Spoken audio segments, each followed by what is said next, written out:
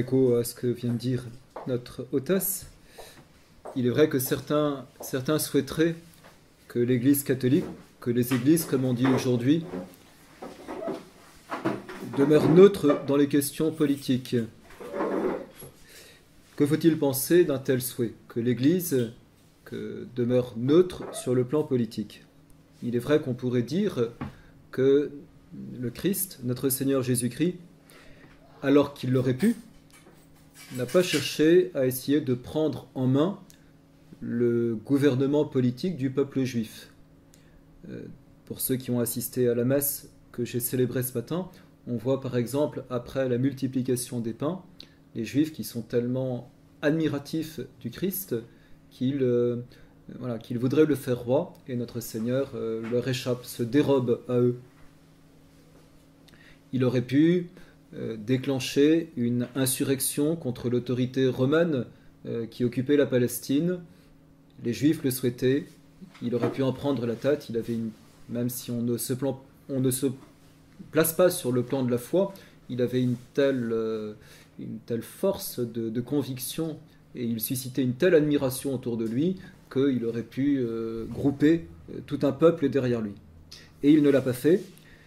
Et pourtant, les choses se compliquent encore un petit peu, il a bien dit qu'il était venu pour fonder un royaume. Mais le royaume, et donc beaucoup d'équivoques ont existé par rapport à ce royaume que le Christ dit qu'il veut fonder. Et en fait, il est bien certain que le royaume que notre Seigneur Jésus-Christ veut fonder est vraiment un royaume spirituel. Et que pour entrer dans ce royaume, c'est par l'Esprit qu'on y entre. C'est par l'Esprit, c'est-à-dire qu'on adhère à cette doctrine de l'Évangile, avec tout ce qu'elle comporte comme attachement à Dieu, et non pas comme désintérêt, mais comme désintéressement par rapport aux choses de ce monde. Eh bien, c'est de cette manière qu'on s'approche du Christ. Donc c'est vraiment un royaume spirituel qu'il est venu fonder. Donc vous pourriez dire, après ces quelques petites réflexions, donc finalement, il ne s'est pas intéressé à la politique. Et on pourrait même ajouter à cela que, effectivement, par rapport à l'Antiquité, qu'elle soit juive ou qu'elle soit païenne, qui est partout une théocratie, c'est-à-dire qu'il n'y a aucune distinction, et personne n'a jamais pensé à faire une distinction entre le pouvoir religieux et le pouvoir civil. C'est vraiment, et très intéressant de le dire aussi, celui qui fonde la distinction entre l'État et l'Église, si on peut dire, entre le religieux et le politique, c'est le Christ, avec une phrase qui est fameuse et qui est connue bien au-delà des cercles de l'Église: rendez à César ce qui est à César et à Dieu ce qui est à Dieu. Donc le fondement de cette distinction à laquelle nous sommes tellement habitués entre l'Église et l'État, c'est vraiment du Christ qu'on l'a. Et pourtant, après avoir dit tout cela, eh bien, même s'il est absolument certain qu'en aucune manière notre Seigneur a voulu être un chef politique, cependant, il est clair que la doctrine chrétienne a des répercussions incalculables sur la vie et l'orientation des hommes et donc des sociétés politiques, de telle manière qu'il est absolument absurde, à mon sens, de penser que la religion pourrait ne pas avoir de répercussions sur le plan politique, devrait ne pas avoir de répercussions sur le plan politique. À partir du moment où la religion touche les hommes et change les hommes jusqu'à un certain point, les hommes étant les membres des sociétés civiles, eh bien nécessairement, par ricochet, il y a des conséquences sur le plan civil. Je prendrai juste un exemple. L'Église a une morale qui vient de la loi mosaïque de l'Ancien Testament et qui est approfondie et parfaite par notre Seigneur dans l'Évangile. Eh bien, il est clair que, ayant cette morale, s'il y a des discordances entre la loi civile et la loi morale, c'est finalement toute la question déjà posée par Antigone de Sophocle. S'il y a discordance entre les deux, eh bien, il y a nécessairement une unité qu'on va devoir chercher. Est-ce qu'on dira, comme Jacques Chirac, que la loi civile est au-dessus de la loi morale? Mais il faut oser le dire, parce que finalement, mettre la loi civile au-dessus de la loi morale, c'est considérer que les lois que font les hommes sont intangibles. Voilà. Voilà, c'est des vrais problèmes qui se posent en tout cas. Et donc, eh bien, on ne doit pas s'étonner, je pense qu'on ne doit pas jouer les vierges effarouchées, si j'ose dire, à voir à travers les siècles eh bien, l'Église et les papes et les évêques qui vont, dans tous les pays du monde, avoir forcément un rôle politique. Et tout spécialement dans nos pays européens, qui sont profondément influencés par le christianisme, au point que lorsqu'on veut extirper de nos pays les racines chrétiennes, ne nous leurrons pas, je ne sais pas si j'ai besoin de vous en convaincre, si l'on veut extirper de nos pays européens les racines chrétiennes, on fera mourir nos pays européens, il n'en restera rien.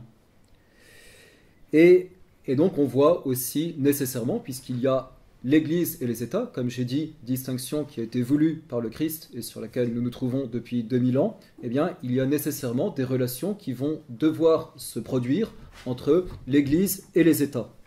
Relations nécessaires, relations qui ont parfois été excellentes, pacifiques et bénéfiques, et d'autres fois qui ont été conflictuelles et exécrables entre les papes et les gouvernements politiques.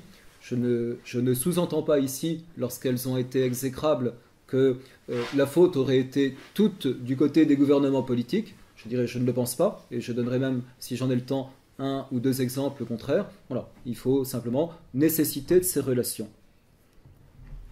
L'histoire de ces rapports entre l'Église et les États est une histoire qui est passionnante, qui est très instructive.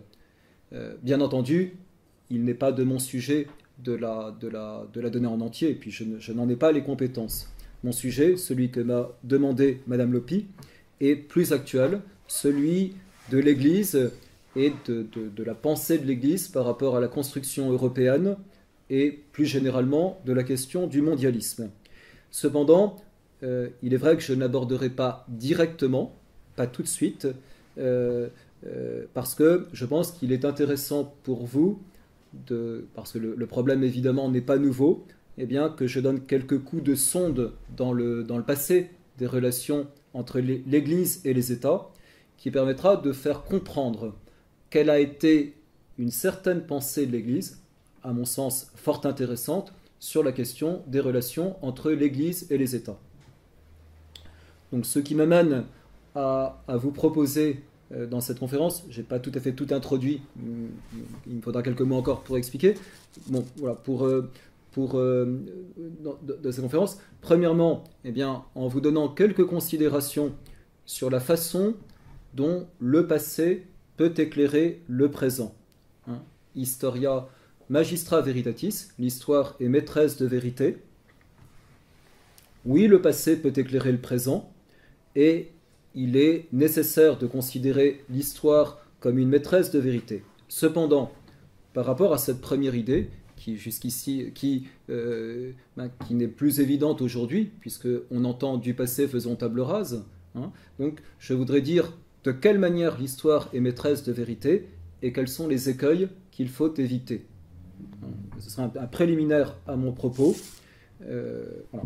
Deuxièmement, je voudrais donc, dans un deuxième temps, utiliser quelques exemples empruntés à l'histoire ancienne de l'Église pour montrer l'idée principale que l'on avait des rapports entre l'Église et les États. Dans un troisième temps, je montrerai comment, au XXe siècle, à partir du pontificat de Benoît XV, c'est-à-dire à partir de 1914, il y a une certaine vision un petit peu différente qui commence à se profiler à partir de Benoît XV, donc le pape qui succède à Saint Pie X. Et puis, j'arriverai donc à une fameuse question, qui est la question donc centrale du Concile Vatican II, entre 1962 et 1965, qui, cette fois-ci, amène à une vraie nouvelle vision. Enfin, je terminerai pour dire ce qu'il me semble que des catholiques, ou même des personnes qui ne sont pas catholiques, mais qui sont souverainistes, peuvent faire dans la situation où on est. Donc, premièrement, quelques considérations à propos de la façon dont on peut tirer les enseignements de l'histoire. Et par rapport à ça, eh bien, je vais faire en fait une remarque sur un mot qui est le mot de tradition et le mot de traditionnalisme. C'est voilà, devant, vous voyez, qui suis-je? Je suis un prêtre catholique, mais c'est vrai que par les médias, devant l'opinion, eh bien, je serais facilement qualifié de traditionnaliste. Et je dirais juste, pour commencer, que, à mon avis, quand on dit qu'un catholique est traditionnaliste, dans un certain sens, mais dans un certain sens seulement, on fait un pléonasme. C'est-à-dire que l'Église, pour qu'elle soit, je pense comme toute société, est forcément traditionnelle. Si elle n'est pas traditionnelle, de nouveau, eh bien, elle se coupe de ses racines et elle meurt. Cependant, je dis dans un certain sens, parce que le mot traditionnalisme, comme tous les mots, il faut bien savoir ce que l'on met derrière. Et la première chose que je dirais, c'est que le traditionnalisme en soi-même est pour l'Église catholique une erreur qui a été condamnée même au Concile Vatican I par le pape Pie IX en 1870. Le traditionnalisme, c'est une réaction qu'on trouve au XIXe siècle chez certains penseurs que par ailleurs j'estime beaucoup et dont je donne les noms, par exemple Joseph de Maistre ou bien le vicomte de Bonald. Et donc selon cette première conception du traditionnalisme, eh bien la raison n'est plus vraiment capable de trouver la vérité. Si la raison n'est plus vraiment capable de trouver la vérité, quel est le critère de la vérité? C'est la tradition et uniquement la tradition. Or, je pense, ou plutôt l'Église dit non. Nous accordons beaucoup d'importance au rôle de la raison pour aller vers la vérité, pour trouver la vérité. Il n'y a pas que la tradition. Certes, la tradition est importante, c'est un critère, mais ce n'est pas le premier critère. Le premier critère, c'est la raison. La foi en est un autre, bien sûr, mais c'est d'abord la raison qui nous a été donnée par Dieu pour pouvoir travailler. Dans une deuxième acception, le mot traditionnaliste a été utilisé par ce très grand pape de l'histoire de l'Église qui s'appelle Saint Pie X, pape entre 1903 et 1914, dont j'aurai l'occasion de reparler. Je dis juste, parce que je trouve que c'est quand même intéressant de le souligner, qui est Saint Pie X à la base? C'est le fils d'un facteur, du facteur de Riese en Italie, du côté de Venise.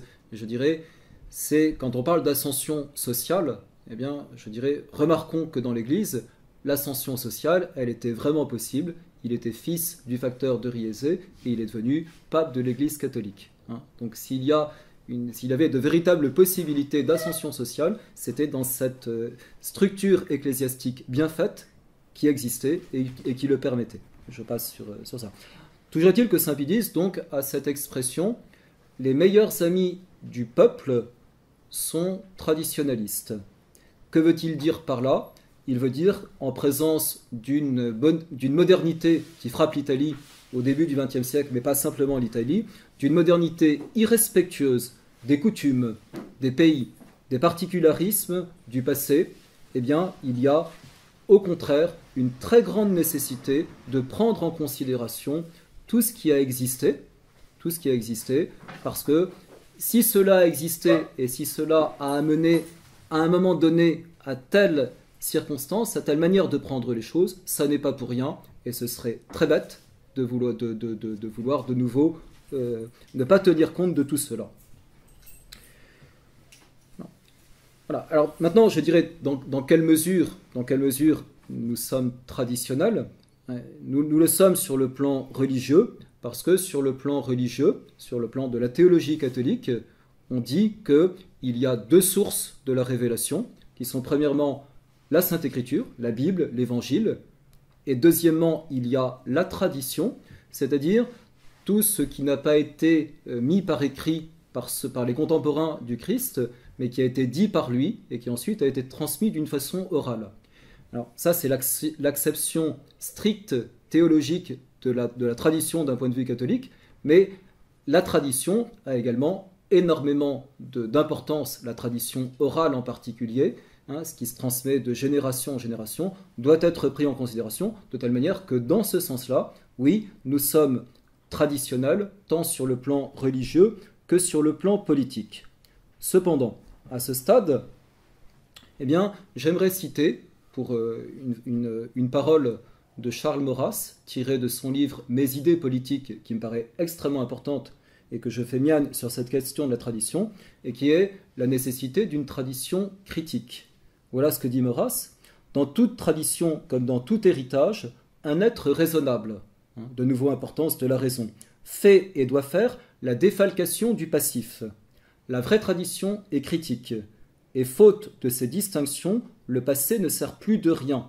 Ses réussites cessant d'être des exemples, ses revues d'être des leçons.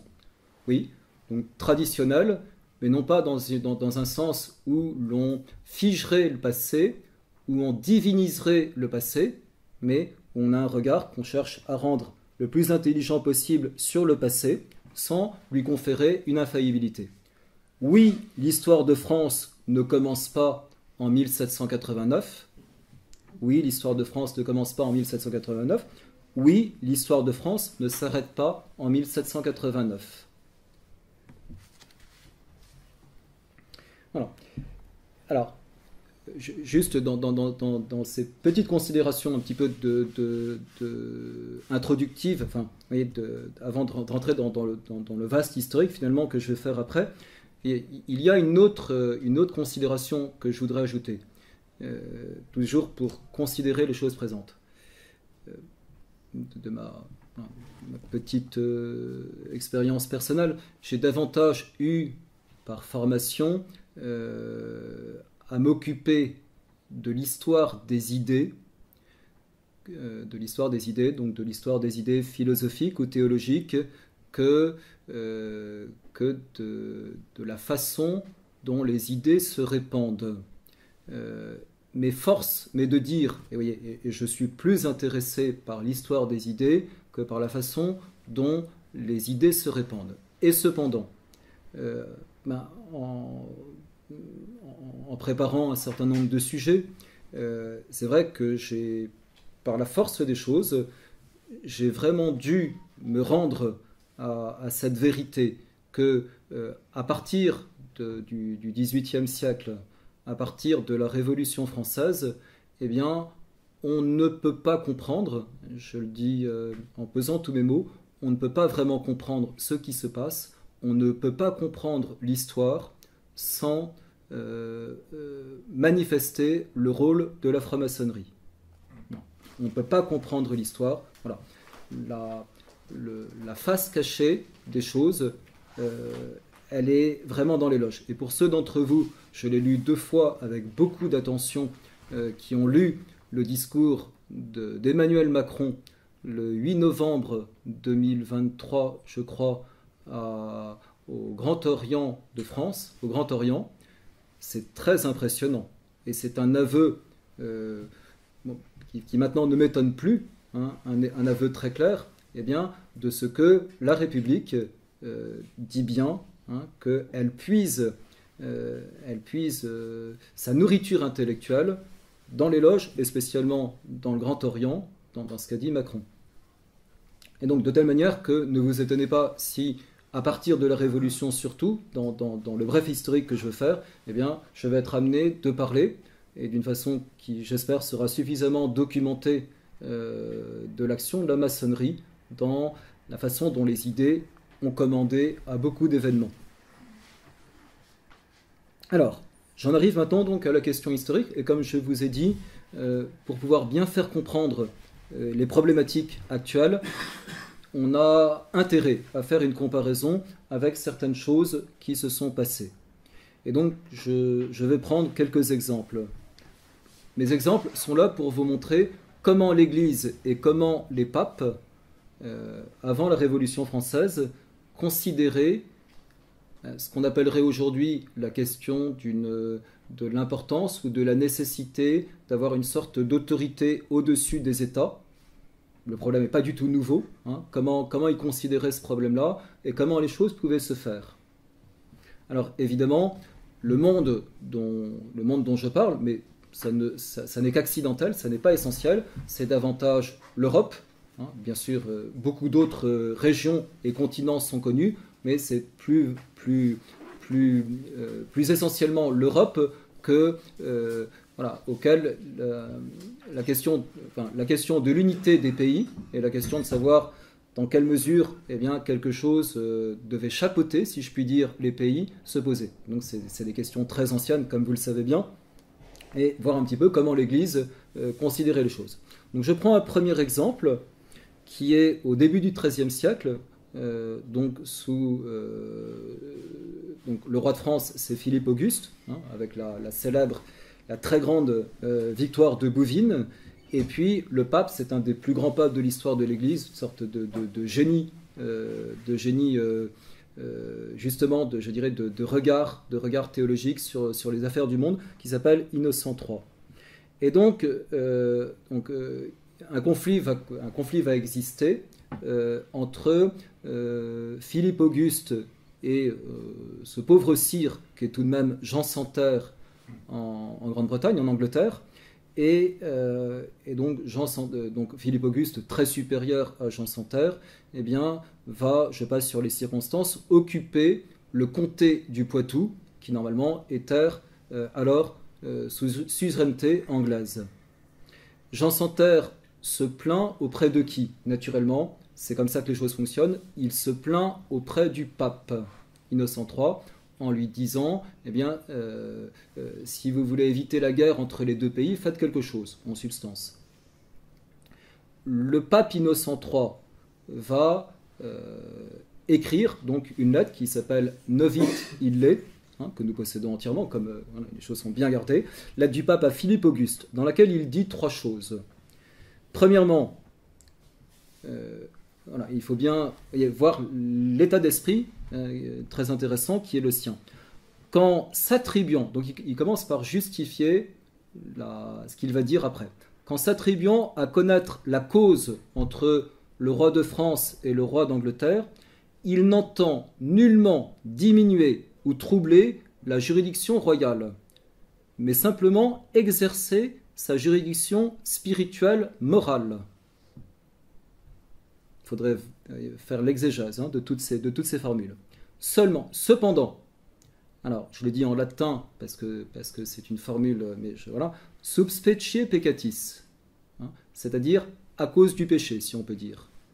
Eh bien, et ce péché, c'est quoi? C'est qu'en réalité, Philippe Auguste a rompu un serment pour pouvoir occuper le Poitou. Donc, sub specie peccatis, à cause du péché, il intervient et il demande à Philippe Auguste de ne pas occuper le Poitou et de rendre cette terre à Jean Santerre. Donc il y a bien une autorité supérieure à laquelle Jean Santerre a fait appel, qui est celle du pape, et le pape décide d'intervenir, non pas comme une sorte de chef politique, du monde entier, pas ça, hein, mais sub species peccatis, c'est-à-dire en raison d'une faute morale qu'il discerne chez Philippe Auguste, et il intervient pour ce motif-là, et Philippe Auguste se soumet, quoiqu'avec difficulté, à la demande du pape, et la guerre n'a pas lieu. La faute morale, c'est laquelle? La faute morale, c'est un serment qui existait et qui faisait que le Poitou était... le roi de France reconnaissait que le Poitou était terre sous suzeraineté anglaise, qu'il n'avait pas à l'occuper. Donc, premier exemple. Deuxième exemple que je prends, alors je reviendrai un petit peu après en arrière, après vous comprendrez pourquoi. Je prends mon deuxième exemple au XVIe siècle.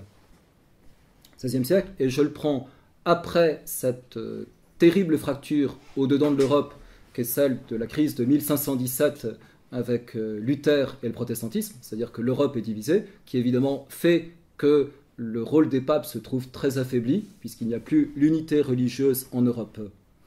Et en France, eh bien, comme vous le savez bien, se pose un terrible problème, hein, c'est que normalement, celui qui devrait accéder au trône, c'est Henri de Navarre, le futur Henri IV, mais qu'il est huguenot, il est protestant, et qu'à ce titre, la couronne de France lui est interdite, parce qu'il n'est pas catholique, et puis qu'on ne peut pas concevoir, ça fait partie de la constitution de la France. À l'époque, eh bien, ce n'est pas l'avortement qui est dans la Constitution, c'est le fait que la religion catholique est la religion du pays. Et Sixte Quint, Alors, comment Sixte Quint réagit par à ça? Sixte Quint, pape franciscain, eh bien, d'une part, il dit, oui, je ratifie, tant qu'il sera protestant, il ne pourra pas devenir roi de France, mais je souhaite, alors il ne le dit pas comme ça, mais je dirais, l'histoire le montre, et le démontre bien, je souhaiterais bien que Henri de Navarre devint catholique. Pourquoi? Parce que je ne souhaite pas qu'il y ait une hégémonie sur toute l'Europe de l'Espagne. Parce qu'il n'y aurait qu'un empire. C'est quand même assez intéressant. Voilà. Et donc, de fait, c'est ce qui va se passer. Donc, il va favoriser, et Henri de Navarre va le savoir, ça va peut-être l'aider à se convertir, enfin, je ne veux pas médire de lui, toujours est-il qu'il devient catholique, et que, effectivement, restera ce balancement entre, voilà, qui fera que toute l'Europe, tout le monde, d'une certaine manière, ne dépendra pas d'une seule tête. Troisième exemple que je prends, donc comme je vous l'ai dit, je reviens un petit peu en arrière. Eh bien, cette fois-ci, on est un peu dans un autre ordre. C'est l'exemple je dirais, de ce très grand roi de notre pays qui est Saint Louis, au XIIIe siècle de nouveau. Et donc, là, on a un autre cas qui est assez intéressant, c'est-à-dire que le pape, sachant déjà la sainteté de Saint Louis, et le considérant comme le meilleur de ses fils, parmi les souverains d'Europe, eh bien, demande, et probablement s'attend à être obéi à la lettre, demande à Saint Louis de prendre position contre l'empereur et de l'attaquer. Et Saint Louis répond non, probablement, je ne sais pas, à la stupéfaction du pape. Et pourquoi Saint Louis dit non? Parce qu'il estime que dans cette circonstance, le pape va trop loin et a outrepassé la possibilité qu'il avait de donner des consignes politiques. Voilà. Et je prends un dernier exemple qui va me permettre de faire le lien avec la suite. Eh bien, c'est le fameux exemple de la dispute terrible entre le pape Boniface VIII et Philippe le Bel, avec l'attentat d'Anagni, le soufflet qui est donné au pape. Et je dirais juste en disant cela, et ça suffit. Donc, le pape Boniface VIII était certes un pape autoritaire, mais qui n'avait pas demandé des choses outrancières à Philippe le Bel. Mais Philippe le Bel, eh bien, de moins en moins, supporte cette espèce d'autorité morale, parce que ce n'est que cela. C'est pas, comme je l'ai dit, c'est pas un super président, c'est pas un super empereur, et c'est pas l'ONU avant la lettre. Vous voyez. Et voilà, Philippe le Bel, donc voilà. Et on est dans le début, je le cite, pourquoi? Parce qu'on est dans le début d'un grand mouvement, qui est un mouvement qui va être un mouvement d'émancipation des États par rapport au pouvoir des papes. Je conclus sur cette première période, mes chers amis, en faisant remarquer, j'aurais pu prendre d'autres exemples, mais le temps est court, que, eh bien, on peut dire que les princes avaient l'habitude, et que beaucoup de guerres ont été évitées, et que beaucoup de bienfaits en sont arrivés, les princes se tournent vers les papes naturellement comme vers les arbitres de leurs différends. Le pape n'est nullement un grand chef politique, un super chef politique, mais il juge sub specie peccatis. Voilà. Est-ce que tel roi, tel prince, tel empereur eh bien, a une conduite, et il l'estime sur le plan moral, et il donne ses réponses sur le plan de la morale. C'est ce qu'on a appelé la République chrétienne. La République chrétienne, c'est cette façon, la res publica, cette façon dont l'accord des princes pendant des siècles, pendant ces siècles du Moyen-Âge, eh bien, l'accord des princes se faisait grâce à cet arbitrage que chacun acceptait, plus ou moins, enfin, en tout cas sur le principe que chacun acceptait de la part des papes. Et puis donc, eh bien, il va y avoir ce déclin du pouvoir d'intervention des papes. Philippe le Bel, sur le plan des idées, j'ai eu l'occasion de le dire, la très très grande importance du nominalisme de Guillaume d'Occam, et ensuite, eh bien, le protestantisme. Le protestantisme est après, donc, émergent, les choses sont liées, mais ce serait trop long de montrer tous les liens qui existent entre le nominalisme, le protestantisme. Le principal professeur en philosophie de Luther est un nominaliste. Et ensuite, eh bien, donc, le XVIIIe siècle. Avec ce monde nouveau des Lumières et de la Révolution, donc 1717, Londres, création officielle de la franc-maçonnerie. Et donc, eh bien, il y a une émancipation d'abord par rapport à la papauté, par rapport à l'Église, et non seulement une émancipation, mais il y a une insurrection contre la papauté qui va se faire. La Révolution française, peut-être tout le monde ne sera pas d'accord avec moi, mais je dirais la Révolution française, je le pense en tout cas, elle est avant tout une révolution anti-religieuse, pas anti-politique d'abord. En tous les cas, donc voilà, preuve à l'appui, avec les preuves à l'appui, on pourrait le montrer. Donc vous avez les Illuminés de Bavière, d'abord, les Illuminés de Bavière qui sont à l'origine des Carbonari. Je rappelle que Napoléon III est au début de sa vie politique est Carbonari. Et puis donc les grands ténors de l'insurrection contre l'Église en Italie sont tous des francs-maçons, membres des Carbonari, à part le Victor Emmanuel. Et au XIXe siècle, à quoi on assiste? Eh bien, on assiste effectivement à ce que le pape, qui, comme vous le savez, était, et je sais bien qu'il y a peut-être des explications à donner, non seulement c'est le chef de l'Église, mais le pape est également un souverain temporel qui possède en Italie, depuis pratiquement 1100 ans, ce qu'on appelle les États pontificaux, qui sont des États relativement importants qui existent en Italie, le duché de Rome, la Romagne, l'Ombrie et d'autres provinces qui sont vraiment le fief du pape. Pourquoi cela? On a beaucoup critiqué cette pensée que le pape était un souverain temporel. Pourquoi le pape était-il un souverain temporel?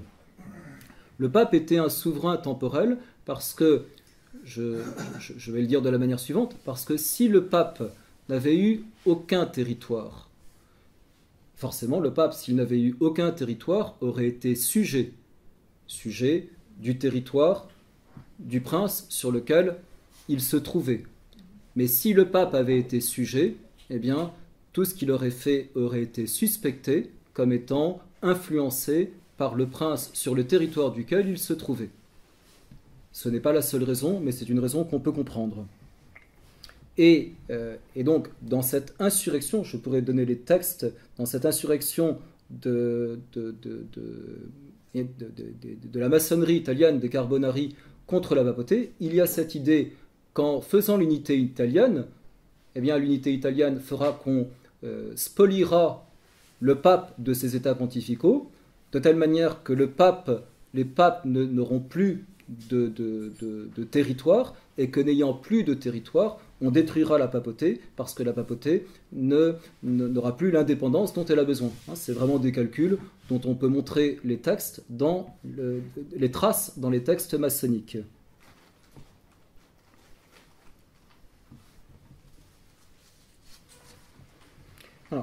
Alors ça, c'est l'histoire du XIXe siècle qui va, comme vous le savez bien, aboutir donc en 1800, après le Concile Vatican I, du temps du pape Pie IX en 1871, avec effectivement cette spoliation. Ça n'est quand même pas rien. 1100 ans à peu près de possession de ces États et spoliation des États pontificaux pour pouvoir faire l'unité de l'Italie. Et les papes, à partir de 1870, eh bien, sont spoliés de leurs États et vont se considérer à ce moment-là comme étant les prisonniers d'un usurpateur qui est en plus des princes catholiques, Victor Emmanuel pour commencer, qui ont pris leurs États. Donc excommunication de ces princes. Et le pape ne quitte pas Rome, le Pie IX, Léon XIII ne quitte pas Rome, et ils vont en Italie pour vous montrer les conséquences de tout cela, ça n'est pas neutre, ils vont en Italie dire aux catholiques italiens, qui évidemment sont extrêmement nombreux, eh bien, vous n'avez pas le droit de participer à la vie politique italienne parce que eh bien, il y a eu usurpation, hein, donc nous ne voulons pas. C'est ce qu'on appelle le non expedit. Cette situation est pourtant extrêmement difficile pour les papes, de telle manière qu'on va voir, et j'entre de plus en plus cette fois-ci dans le sujet qui m'a été demandé, on va voir les papes qui, donc Pie IX prend cette décision, Léon XIII dans son très long pontificat continue sur cette décision, et nous arriverons donc en 1903 avec voilà, ce pape saint et je dirais génial, hein, au sens propre du terme, qu'est Saint Pie X, eh bien, qui, c'est intéressant de le noter, accepte que les catholiques italiens reparticipent à la vie politique italienne parce qu'ils voient combien l'anarchie est en train de triompher en Italie. Et cependant, Saint Pie X n'est pas prêt d'accepter les princes, le roi italien, hein, et ses successeurs comme étant des rois légitimes. Mais que faire devant cette situation ? Bien, on voit que petit à petit, donc le successeur de Saint Pie X, hein, qui est le pape Benoît XV, à partir de 1914, et ensuite son autre successeur Pie XI, vont dire il faut qu'on en termine avec ce conflit, parce que c'est invivable, et donc ils aboutiront en 1929, je reviendrai un petit peu en arrière après, mais c'est pour bien vous montrer la suite de ça, eh bien il va y avoir le traité du Latran. Le traité du Latran, eh bien c'est une acceptation du fait accompli par les papes que l'usurpation a eu lieu, mais qu'ils ne revendiqueront plus désormais leur terre, et le pape à ce moment-là, donc le traité qui se fait avec Mussolini, est un traité qui va décider que l'état du pape sera ce minuscule état du Vatican, à côté duquel l'Andorre est un continent peut-être. Voilà. Et voilà, ce minuscule État.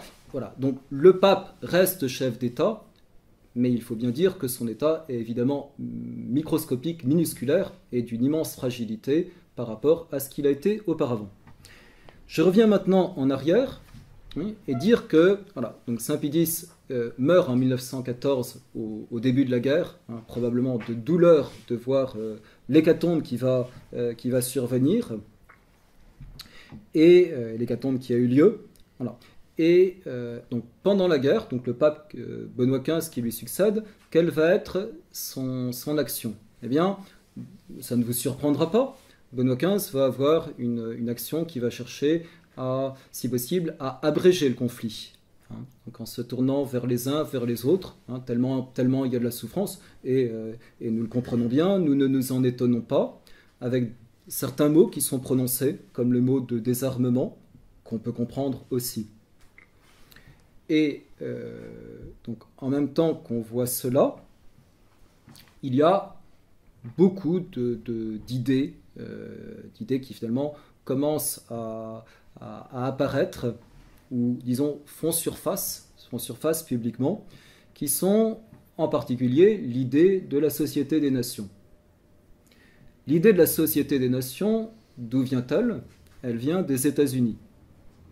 Elle vient du président Wilson, en particulier, franc-maçon, et elle vient de ceux qui influencent le président Wilson, dont on a les noms maintenant, qui sont bien connus, hein, et qui sont des idées qui viennent de la maçonnerie.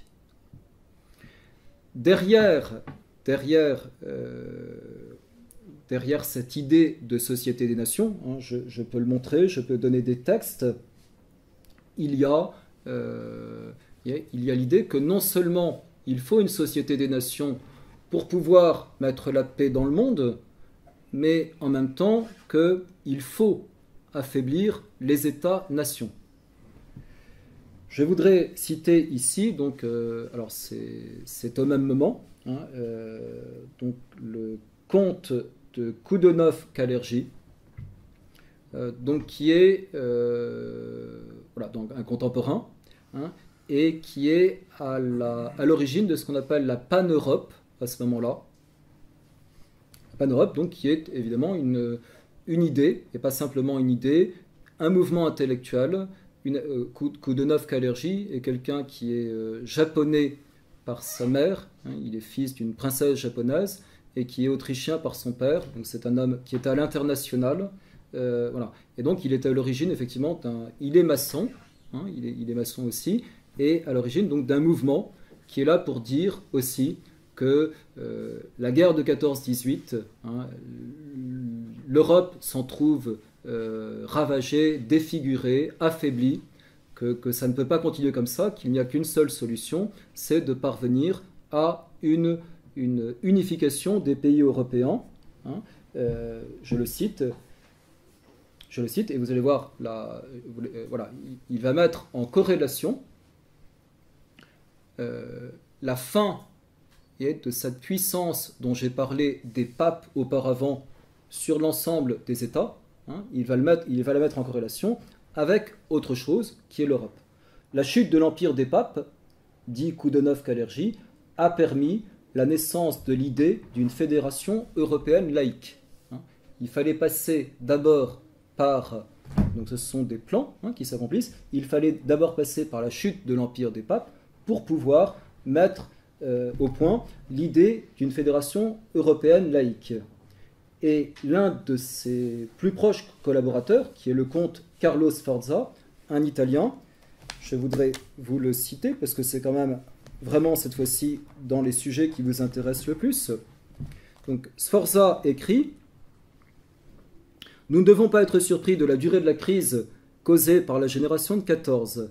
La guerre de 14-18 et la pénible armistice qui a duré jusqu'en 1939, et c'est très vrai, hein, armistice, le traité de Versailles, comme l'a très bien montré Bainville, comme l'a très bien dit le maréchal Foch, préparait une autre guerre, hein, n'étaient que les étapes d'une révolution, et les révolutions durent longtemps.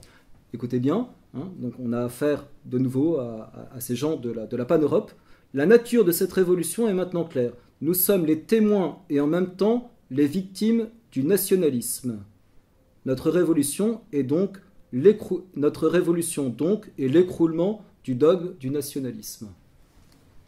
Fin des nations, dangereuse, voilà. Et donc, création, on entend les expressions pour la première fois à cette époque-là, hein, des États-Unis d'Europe. Alors, donc, on comprend très bien que les papes, effectivement, soient des hommes de paix, hein, et que Benoît XV ait agi dans ce sens-là. Je vais dire en passant, c'est une chose qui est peu connue, mais qu'il vaut vraiment la peine de savoir, c'est que cette guerre de 14-18, épouvantable, aurait pu, et les historiens le montrent, aurait pu durer certainement une bonne année de moins. De quelle manière? Eh bien, parce que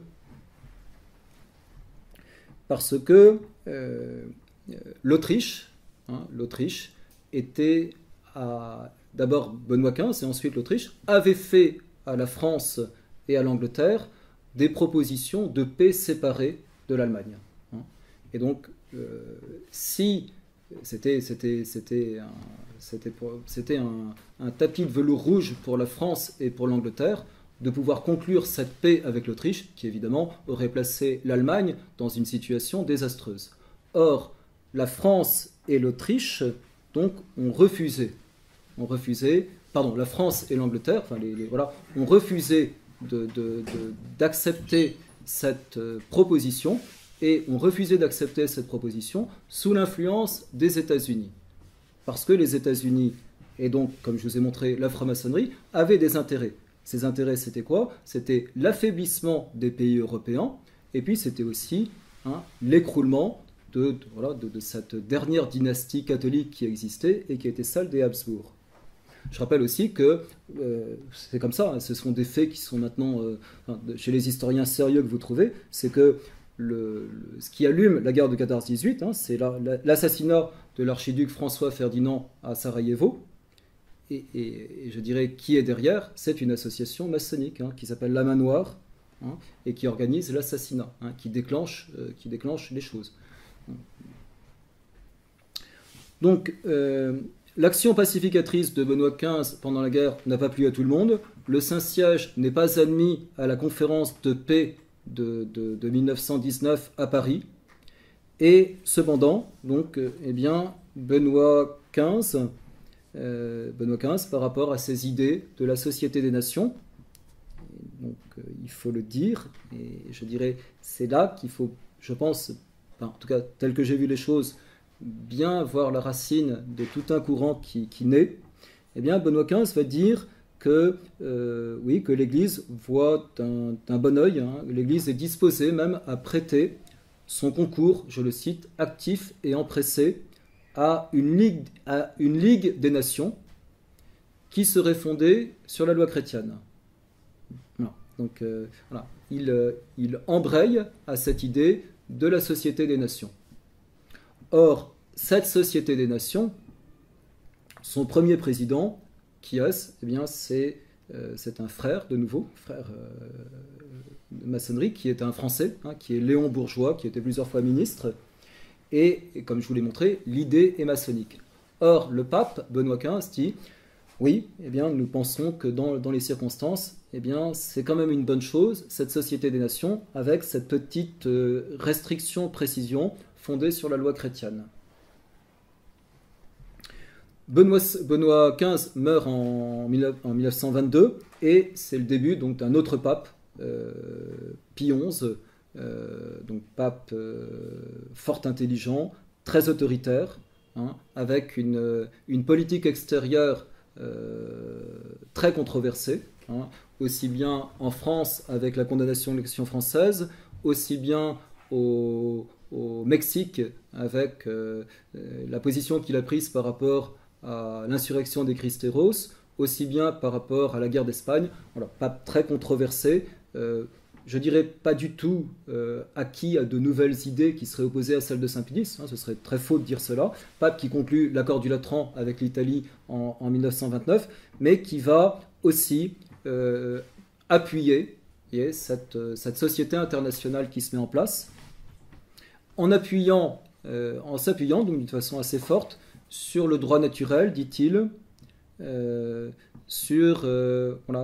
en vue de la construction d'un ordre international. Et il est très marqué, je le dis pour ceux qui souhaiteraient approfondir, il est très marqué par l'un de ses professeurs, hein, qui est le père Taparelli d'Azeglio, hein, qui propose en plein 19e siècle la création d'une autorité internationale pour régler pacifiquement les différends. Voilà, derrière, il y a toute une idée intellectuelle qui est là et qui est soutenue par des prêtres. Il se montre donc lui aussi favorable à la SDN, tout en précisant que le Saint-Siège ne veut pas y entrer. Donc il est favorable à la SDN, dit-il, pour moraliser les rapports internationaux. Il va être à l'origine de ce qu'on appelle la petite SDN, réunion de prêtres et d'intellectuels au niveau mondial pour faire entendre la voix catholique sur les problèmes internationaux, avec comme français un des plus importants, le père de la Brière. Et on va voir quelque chose d'étonnant à ce moment-là, donc on est dans l'entre-deux-guerres, on va voir Pie XI donc, qui encourage une politique qui, en France, est encouragée par Aristide Briand, qui est encouragé par Léon Blum, et qui est encouragé par Marc Sangnier. Qu'est-ce que disent ces hommes, hein, qui sont, pour les deux premiers, Aristide Briand et Léon Blum, également francs-maçons? Eh bien, quels sont les mots qu'ils font entendre? La paix, le désarmement, l'alliance entre les pays européens, voilà. Voilà. Et donc, de son côté, avec certes évidemment des vues qui sont différentes, mais concrètement ce sont un petit peu les mêmes mots qu'on trouve à Rome, hein, chez Pie XI et chez plusieurs de ses cardinaux.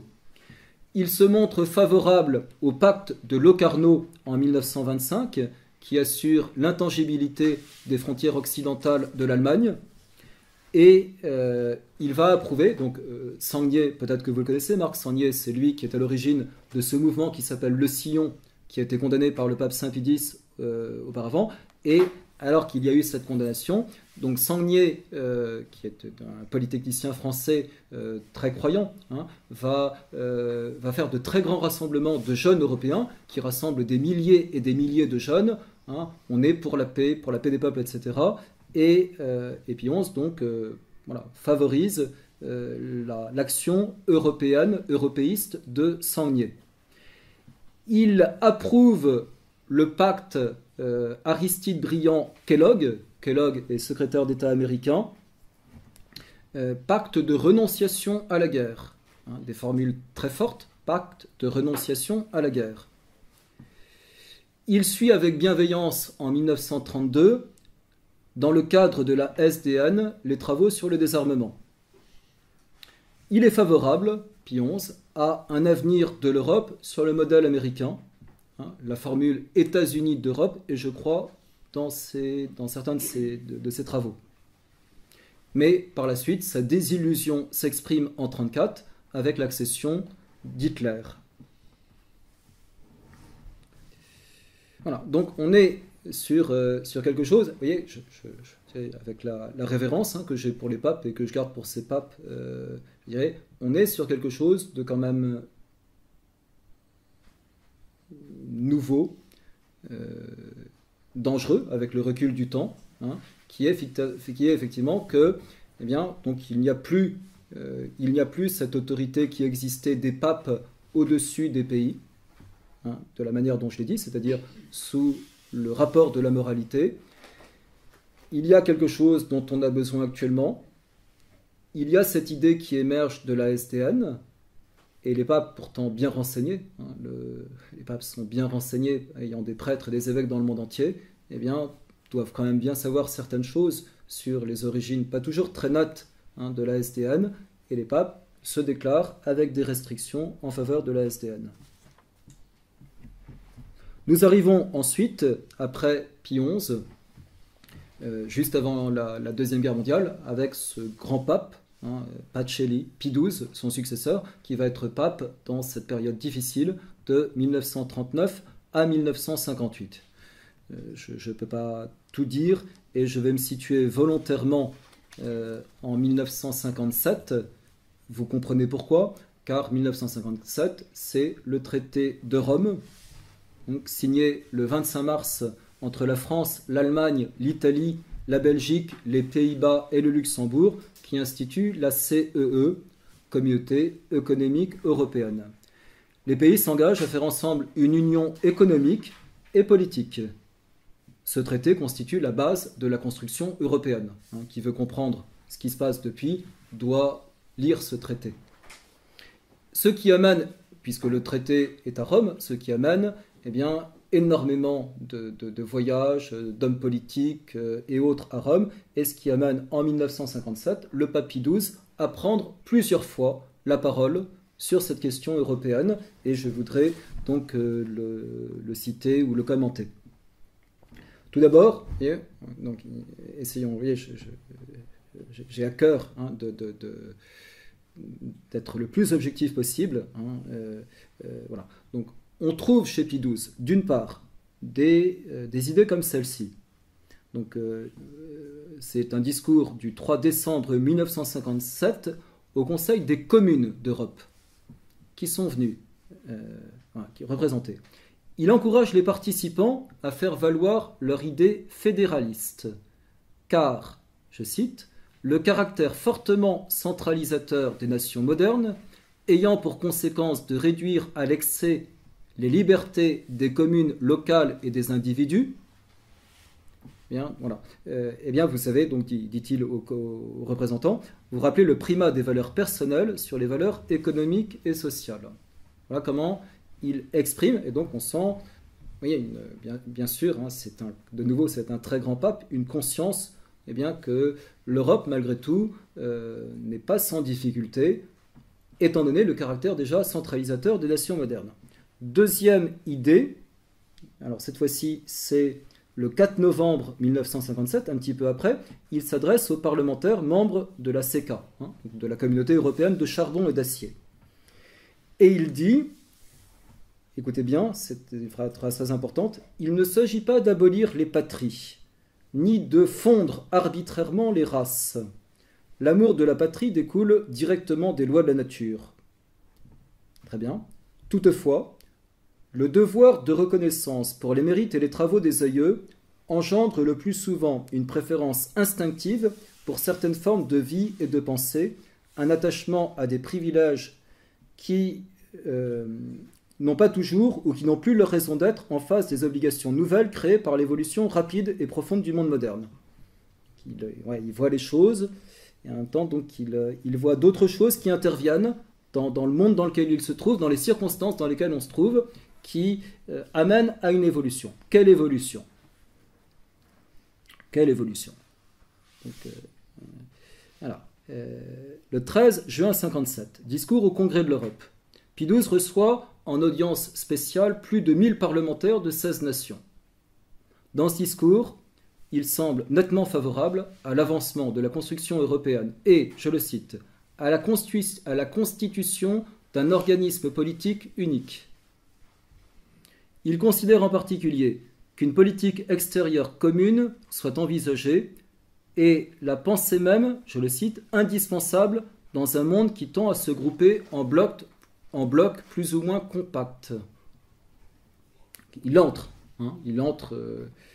assez fortement dans l'idée européenne et il dit « Entrer dans une communauté plus vaste ne va jamais sans sacrifice, mais il est nécessaire et urgent d'en comprendre le caractère inéluctable et finalement bienfaisant. » Donc, Benoît XV,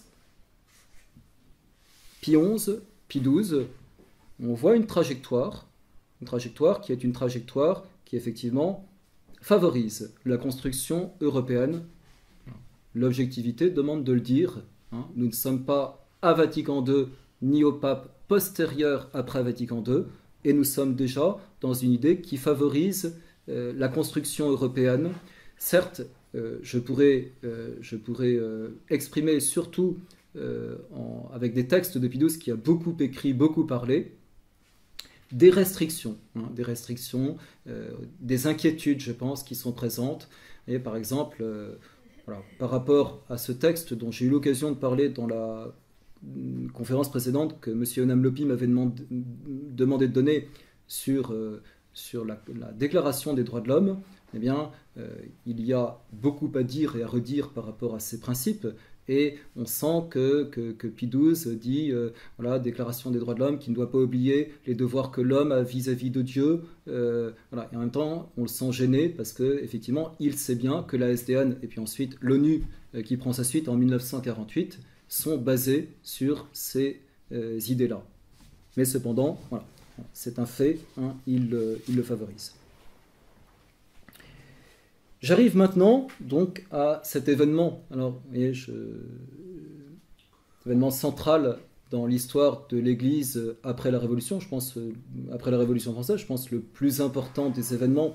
Évidemment, il est normal que j'y pense davantage que vous, mais c'est vrai que dans l'Église catholique, cet événement est considérable, qui est l'événement du Concile Vatican II. Donc, qui se tenut entre 1962 et 1965. Donc, événement considérable. Il n'y a pas eu tant de conciles que cela. Le dernier, Vatican I, c'est 1870, qui réunit 2381 pères conciliaires à Rome, venus du monde entier, les évêques, les pères abbés. 21e concile œcuménique. Voilà. Et donc, qu'est-ce qui se passe dans ce concile ? Bien, je donnerai d'abord deux ou trois mots de ceux qui ont essayé de synthétiser le concile par des formules. Ce ne sont que des formules, mais ce sont quand même des formules intéressantes. Donc l'un d'entre eux dit Vatican II, c'est 89 dans l'Église. Un autre dit Vatican II, c'est la révolution de 17 dans l'Église, donc la révolution du communisme en Russie.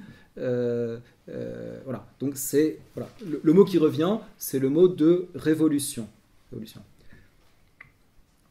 Le concile, en fait, qu'est-ce qu'il va chercher à faire ?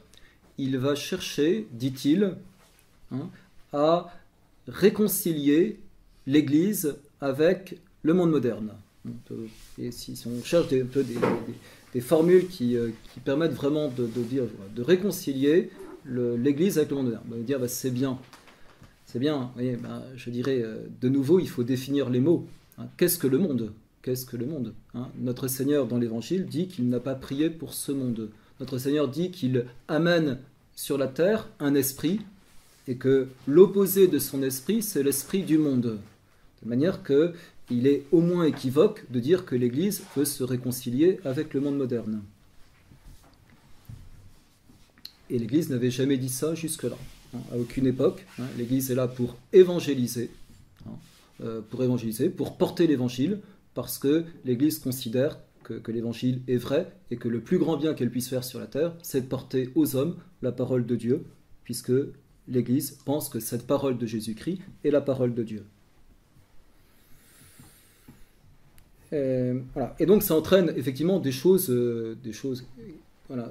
C'est vrai que forcément je suis un petit peu habitué aux idées dont je parle maintenant, et peut-être que ce qui pour moi est particulièrement époustouflant ne le sera pas pour vous.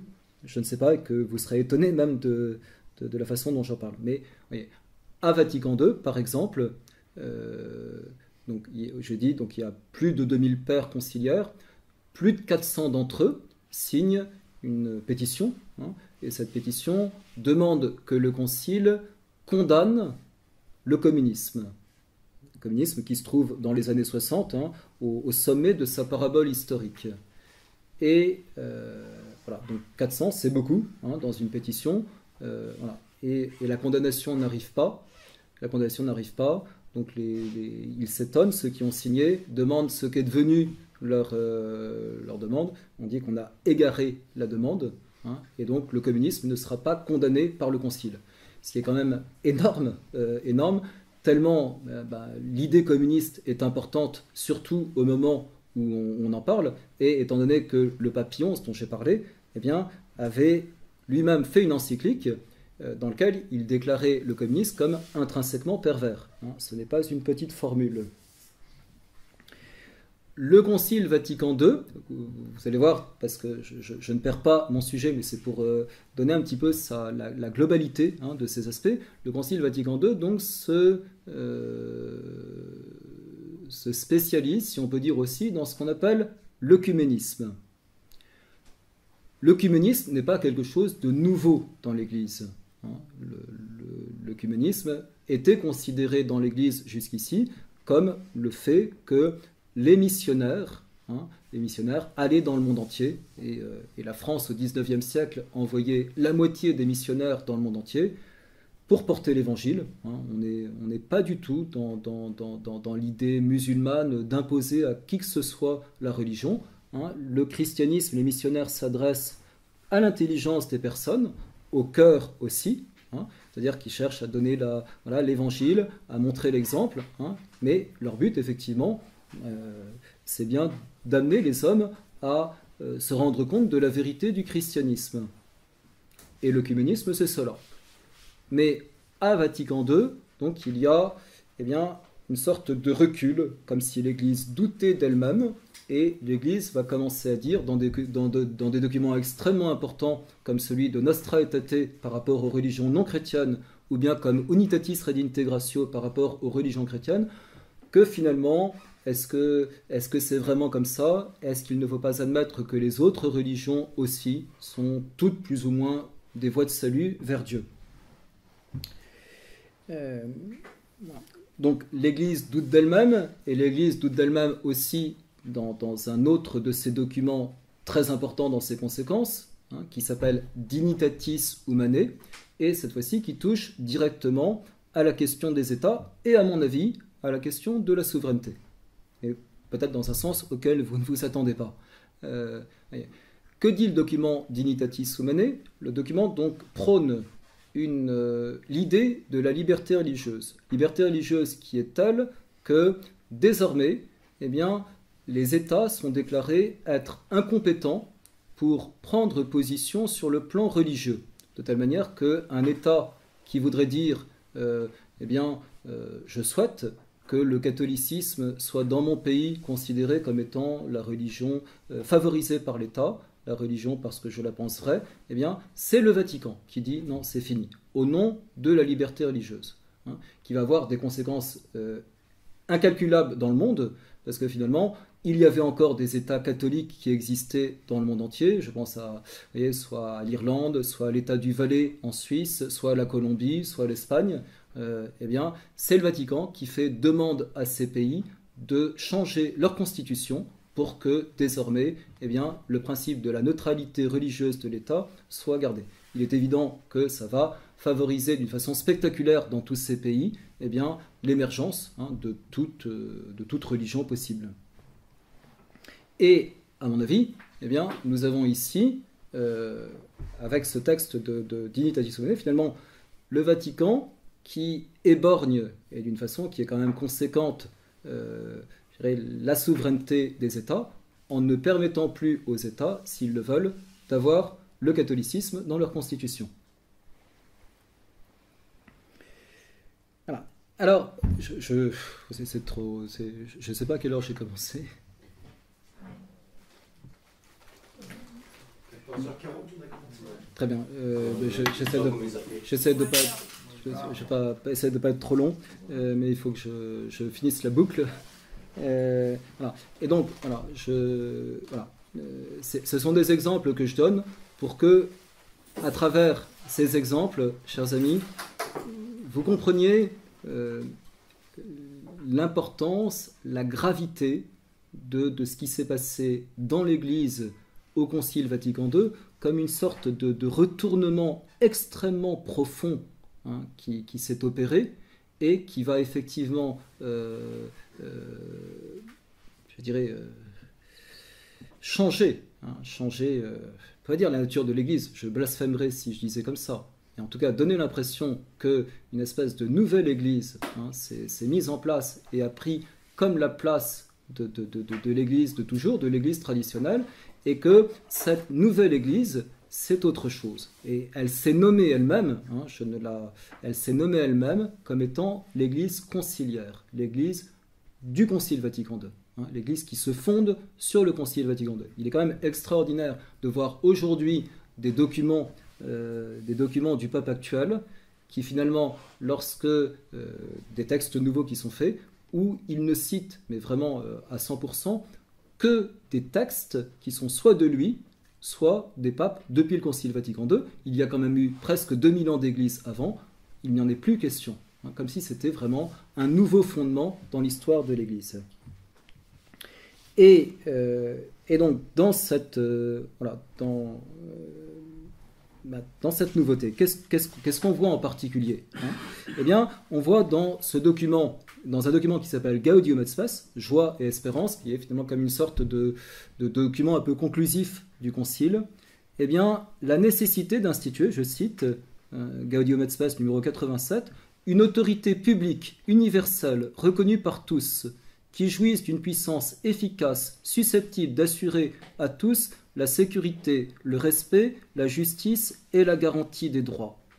Cette fois-ci, il y a plus ces espèces d'inquiétudes, de restrictions qu'on trouvait chez les papes avant le Concile, qui gardaient quand même une mesure, une doctrine. Non, c'est vraiment, ça va très loin. Et on trouve donc des encycliques comme celle du pape Jean XXIII en 1923 dans Pacem in Terris, ou comme celle de Paul VI en 1978 de Populum Progressio, qui cette fois-ci, sans retenue, je dirais, milite, œuvre pour l'instauration d'une société internationale qui est bien désignée par son mot, on va le voir, donc qui est l'ONU.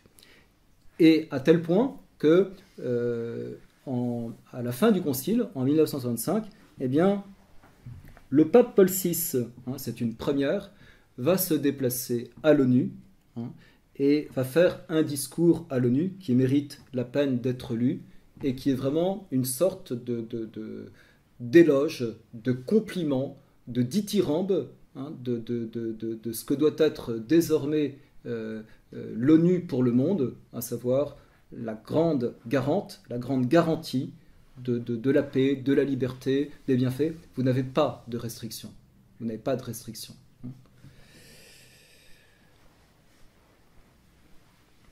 Voilà. Et voilà. Donc depuis lors, eh bien, j'en parlais avec l'un d'entre vous tout à l'heure, et il y a quelque chose qui est extrêmement intéressant, hein, qui s'appelle la doctrine sociale de l'Église. La doctrine sociale de l'Église. Des textes, vous voyez, de gens qui sont pas les premiers venus, hein, voilà, qui ont exprimé justement sur énormément de sujets qui concernent les rapports entre l'Église et les États, sur les questions politiques, sur les questions sociales, hein, voilà, des choses merveilleuses qui ont été écrites. Et là, donc j'ai ce livre avec moi, Compendium, résumé si vous voulez, de la doctrine sociale de l'Église, qui est un livre donc qui est, je crois, voilà, qui a été imprimé en 2007, et donc que l'Église publie, l'Église d'après Vatican II. Quand on voit ce livre et qu'on voit le titre Doctrine sociale de l'Église, ma première impression, c'est de dire, c'est bien, ils sont sérieux, ils continuent à réfléchir et à produire des textes. Mais ce livre, quand vous l'ouvrez, Doctrine sociale de l'Église, vous êtes obligé de constater eh bien, que cette révolution dont je vous ai parlé, cette révolution entre ce qu'était la doctrine sociale de l'Église d'avant le Concile et ce qu'est la doctrine sociale de l'Église d'après le Concile, c'est plus du tout la même chose. C'est le même mot, c'est la même expression, ça peut tromper, hein, comme on vous parle toujours du pape, des évêques, hein, et de la liturgie et de la messe, mais je dirais véritablement, derrière les mots, il faut regarder les contenus. Je vais vous donner quelques exemples. Au numéro 370-371, donc le titre c'est « Le rôle de la communauté internationale à l'ère de l'économie globale ». La perte par les acteurs étatiques de leur rôle central doit coïncider avec un plus grand engagement de la communauté internationale dans l'exercice d'un rôle décisif sur le plan économique et financier. En effet, une conséquence importante du processus de mondialisation consiste dans la perte progressive d'efficacité de l'État-nation dans la conduite des dynamiques économiques et financières nationales. Les gouvernements des différents pays voient leur action dans le domaine économique et social toujours plus fortement conditionnée par les attentes des marchés internationaux, des capitaux, etc. Je passe. Et dans l'idée, c'est vraiment inéluctable, c'est fatal, hein, et je dirais, je pourrais le montrer sur d'autres exemples, c'est bien comme ça. Continuons, c'est bien comme ça. Donc c'est effectivement une sorte de condamnation, même s'ils sont prudents dans la manière de parler, mais c'est une condamnation des États-nations. Et encore, hein, au numéro 371, plus le système économique et financier mondial atteint des niveaux excès élevés de complexité fonctionnelle et d'organisation, plus le devoir de réguler ces processus apparaît prioritaire pour les finaliser à la poursuite du bien commun de la famille humaine. L'exigence apparaît clairement devoir, à côté des États-nations, la communauté internationale assumer cette fonction délicate à l'aide d'instruments politiques et juridiques adéquats et efficaces. Etc. Hein. Je vais quand même encore vous donner un exemple. La politique aussi, tout comme l'économie, doit savoir étendre son rayon d'action au-delà des frontières nationales en acquérant rapidement une dimension opérationnelle mondiale, pouvant lui permettre d'orienter les processus en cours à la lumière de paramètres non seulement économiques mais aussi moraux. Ils savent, hein, que ceux qui écrivent, qui représentent voilà, la doctrine sociale de l'Église, c'est-à-dire l'Église catholique, ils savent bien, lorsqu'ils parlent, lorsqu'ils écrivent des documents de cette importance, que ces sociétés, la SDN puis l'ONU, qui sont à la tête des nations, ne sont pas du tout d'inspiration catholique, mais sont d'inspiration maçonnique, et ils vous parlent donc de la moralité de leurs paramètres. L'objectif de fond sera de guider ces processus en garantissant le respect de la dignité de l'homme. Et on est devant, vous voyez, ce flou des mots et des expressions que vous connaissez trop, et le développement complet de sa personnalité en vue du bien commun. Remplir cette tâche comporte la responsabilité d'accélérer la consolidation des institutions existantes, ainsi que la création de nouveaux organes, il n'y en a pas assez, auxquels confier cette responsabilité, etc., etc. Si, vous voyez, je dirais, je passe, hein, mais vous voyez, si je dis les choses autrement, c'est-à-dire, maintenant, parce qu'il y a ce qui est dit et il y a ce qui n'est pas dit. Et qu'est-ce qui n'est pas dit, hein? Quelle est la comparaison qu'on peut faire avec ce qu'était la doctrine sociale de l'Église auparavant?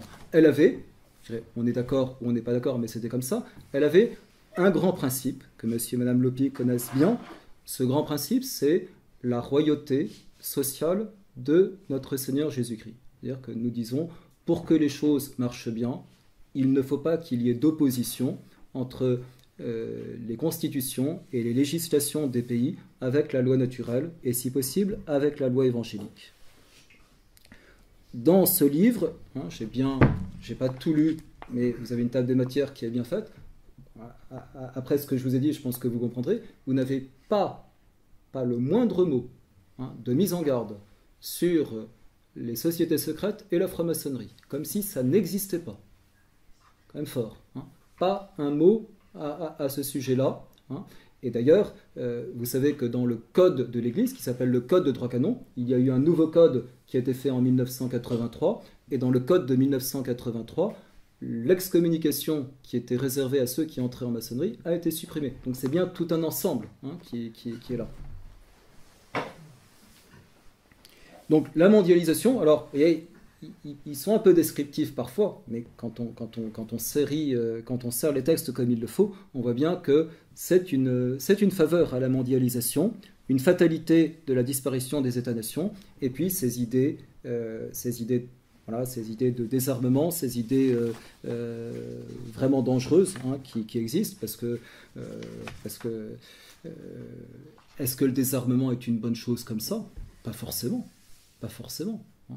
Je dirais que celui qui aime la paix, qu'il prépare la guerre. Hein. C'est pas de moi, c'est une vieille sagesse, hein, que celle-ci. De telle manière que, mes chers amis, je conclus, que, eh bien, celle qui s'est appelée l'Église conciliaire,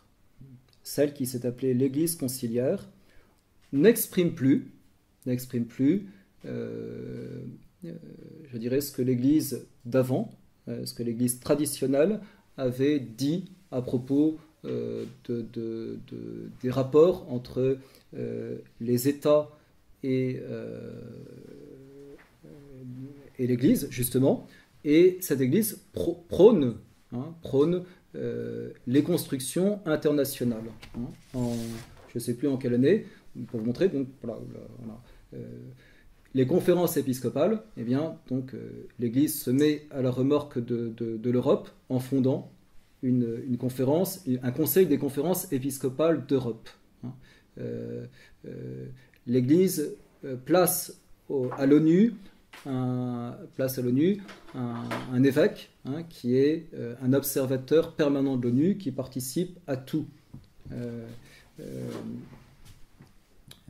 Voilà. Donc l'Église conciliaire est rentrée dans cette optique, hein, et on peut dire que le pape François qui règne aujourd'hui est tellement attaché à ça que finalement on a vraiment l'impression que, si on peut dire comme ça, que la spiritualité, parce que l'humanité a besoin de spiritualité, et voilà, mais que la spiritualité que trouve l'ONU, j'ai dépassé la question de l'Europe, mais on est dans la même perspective, hein, que la spiritualité de ceux qui veulent la mondialisation, c'est malheureusement la spiritualité, on va dire catholique, en fait, qui n'est pas la spiritualité catholique, je pense que je l'ai montré, mais qui est la spiritualité maçonnique, malheureusement reprise, hein, par l'Église. Alors, qu'est-ce qu'il faut que...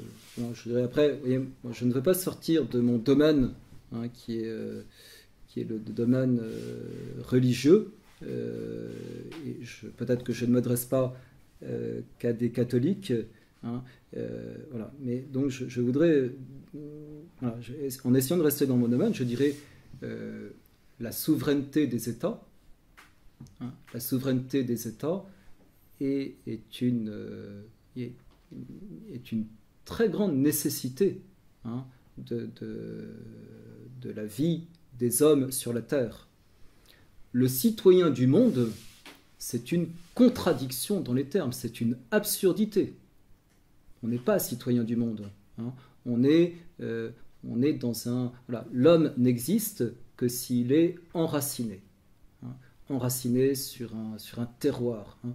Comme le Saint-Émilion qu'on a dégusté à midi, eh bien, il est bon parce qu'il est enraciné, hein, dans une terre, et que voilà, et c'est ce qui fait sa qualité, etc. Eh bien, je dirais c'est pareil sur le plan Voilà. Et nous sommes, comme disait Maurras, nous sommes des héritiers. Nous sommes des héritiers, nous avons un héritage, nous autres Français, magnifique qui existe, qui est un héritage local, provincial, national, religieux, linguistique. C'est notre force, c'est notre grandeur, c'est ce qui fait que nous sommes comme des néants, comme des nains sur les épaules des géants. Et je dirais, sabrer tout ça au nom d'une mondialisation, au nom de couper les racines, c'est une folie, c'est une destruction très profonde. De telle manière que cette Macronie qui dissout la France et qui dissout les nations, et je le dis en tant que prêtre catholique, est en profonde opposition avec la doctrine chrétienne. Et les papes n'ont jamais, c'est pour ça que j'ai insisté quand je l'ai dit tout à l'heure, les papes, quand ils étaient dans ces fonctions ou d'arbitre, les papes n'étaient jamais autre chose qu'à considérer les rapports des nations, non pas comme des super présidents, non pas comme des super rois, mais sub specie peccatis, uniquement sous ce motif-là, et après ils se retiraient. Ils ne cherchaient pas, voilà. Et donc, on n'est pas du tout dans l'idée de ces sociétés, de la SDN et autres. Oui, eh bien, toutes ces choses que nous voyons, toutes ces choses que nous voyons, cet agenda 2030, cet établissement d'un gouvernement mondial totalitaire, dans lequel ceux qui survivent seront réduits dans un véritable esclavage qui ne dit pas son nom. L'annulation progressive des souverainetés nationales, leur absorption dans des organismes supranationaux, ce nouvel ordre mondial qui se met en place, eh bien, tout cela doit être combattu par les catholiques, et combattu par ceux qui peut-être n'ont pas la foi, ne sont pas catholiques, mais sont capables, à l'instar de Maurras, de considérer que oui, le catholicisme, celui d'avant, le catholicisme vrai, a été bénéfique pour les peuples. Merci bien.